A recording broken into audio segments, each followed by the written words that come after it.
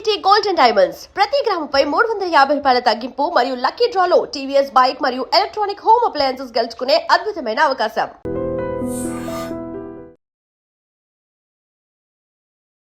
ప్రకృతి ఎప్పుడు ఏ రూపంలో విరుచుకుపడుతుందో ఊహించడం కష్టం. తాజాగా మెక్సికోలో సంభవించిన భారీ భూకంపం అక్కడి ప్రజలను తీవ్ర భయాందోళనకు గురిచేసింది.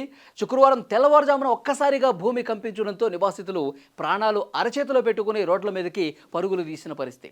మెక్సికోలోని దక్షిణ రాష్ట్రమైన చియాపాస్ తీర ప్రాంతాన్ని కేంద్రంగా చేసుకుని ఈ విపత్తు సంభవించినట్టు తెలుస్తుంది. విజువల్స్లో మీరు చూస్తున్నారు, మొత్తం కూడా ఏ విధంగా కదిలిపోతున్నాయో చూడండి. మెక్సికోలో భూకంపం 7.3 తీవ్రతతో నమోదైంది. అక్కడ ఉన్నటువంటి బిల్డింగ్స్ కావచ్చు, రోడ్డు కావచ్చు, షాపింగ్ మాల్స్ కొంత ఏ విధంగా కుదుపుకు గురవుతున్నాయో మీరు చూస్తున్నారు. జియోలాజికల్ సర్వే ప్రాథమిక సమాచారం ప్రకారం రిక్టర్ స్కేల్ మీద 7.3 ఉంది. దాదాపు భూ అంతర్భాగంలో 15.2 కిలోమీటర్ల లోతులో ఈ భూకంప కేంద్రం ఉన్నట్లుగా శాస్త్రవేత్తలు గుర్తించారు.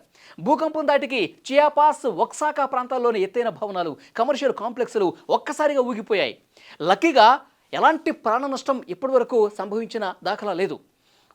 ప్రకంపనల తీవ్రతకు గోడలు బీటలు వారటం, సామాన్లు కింద పడిపోవడంతో స్థానికులు తీవ్ర దిగ్భ్రాంతికి లోనటువంటి పరిస్థితుంది. ఒకసారి వాళ్ళు ఎంత భయంతో ఉన్నారో విజువల్స్ చూస్తే మీకు అర్థమవుతుంది. ఒక నిర్మాణంలో ఉన్నటువంటి భవనం దగ్గర కార్మికులు అందరూ కూడా వాళ్ళు నిర్మిస్తున్నటువంటి ఆ పిల్లర్స్ను పట్టుకుని వాళ్ళు తమ ప్రాణాలు దక్కించుకునే పరిస్థితి. మొత్తం పేక మేడల ఊగుతున్నటువంటి సిచ్యువేషన్స్ చాలా ప్రాంతాల్లో కనిపిస్తున్నాయి. ఈ భూకంప ప్రభావం మెక్సికోకే పరిమితం కాలేదు. దీని తీవ్రత పొరుగు దేశాలైన గ్వాటెమాలా, ఎల్ సాల్వడార్లను కూడా వణికించింది. అక్కడ కూడా సరిహద్దు ప్రాంతాల్లో భవనాలు బలంగా కనిపించాయి. మెక్సికో సరిహద్దును ఆనుకుని ఉన్నటువంటి గ్వాటెమాలా నగరంలో ప్రజలు భయంతో ఇళ్లలో నుంచి బయటకు పరుగులు తీసినటువంటి సిచ్యువేషన్. భూకంపం సముద్ర తీరానికి సమీపంలో సంభవించడంతో అధికారులు తక్షణమే అప్రమత్తమైపోయారు. మెక్సికో, గ్వాటెమాలా, పసిఫిక్ తీర ప్రాంతాల్లో ప్రమాదకరమైనటువంటి సునామీ అలలు ఎగసిపడే అవకాశం ఉందని సునామీ హెచ్చరిక కేంద్రం అలర్ట్ కూడా జారీ చేసింది.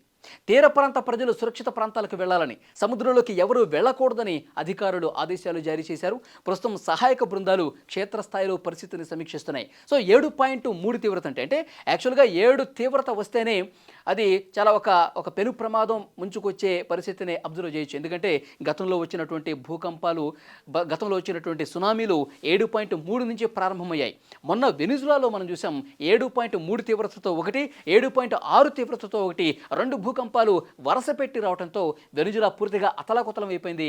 పూర్తిగా వందల కొద్ది బిల్డింగ్స్ కూడా శిథిలం అయిపోయాయి. వందలాదిగా జనం కూడా చనిపోయినటువంటి పరిస్థితి. ఇంకా చాలా మృతదేహాలు శిథిలాల కింద ఉన్నాయి. వాటిని బయటికి తీయడానికే నెల రోజులు సమయం పట్టే అవకాశం ఉంది. సో అలాంటి ఒక భయానకమైన సిచ్యువేషన్ వెనిజులాలో చూస్తే మళ్ళీ రోజులు గడవక ముందే ఇప్పుడు మెక్సికోను కూడా భూకంపం తీవ్రంగా వణికించింది. మొత్తం ఊగిపోతుంటే ప్రజలందరూ కూడా మళ్ళీ వెనిజులాలో లాంటి పరిస్థితులు మెక్సికోలో ఏమైనా సంభవిస్తాయని చెప్పి ఒక భయంతో వాళ్ళు తమ ప్రాణాలు కాపాడుకోవడానికి తమ ఇంట్లో ఉన్నటువంటి పిల్లల్ని, పెద్దల్ని, వాళ్ళందరినీ కూడా సురక్షితంగా రోడ్ల మీదకి తీసుకొచ్చి వాళ్ళు అక్కడ పడిగాపులు పడినటువంటి పరిస్థితి ఉంది. సో అదృష్టవశాత్తు పెద్ద పెద్ద బిల్డింగ్స్ కూలిపోయినటువంటి పరిస్థితి ఇప్పటివరకు రాలేదు.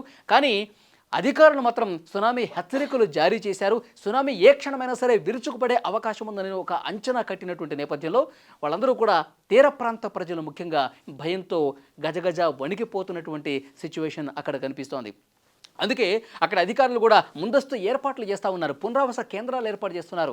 సహాయక కార్యక్రమాలు ముమ్మరం చేసినటువంటి పరిస్థితి. వాళ్ళందరినీ కూడా హుటాహుటిన అక్కడి నుంచి పునరావాస కేంద్రాలకు తరలించారు. సో ఏ క్షణం సునామీ ముందుకొస్తుంది, ఏ క్షణం అలలు ఎగసిపడతాయి అన్నటువంటి ఆందోళన మెక్సికోలో ఎక్కడైతే భూకంప కేంద్రం ఉందో అక్కడ ఉన్నటువంటి ప్రజలు ఆందోళనతో ఇంకా భయం గుప్పిట్లోనే ఉన్నారు.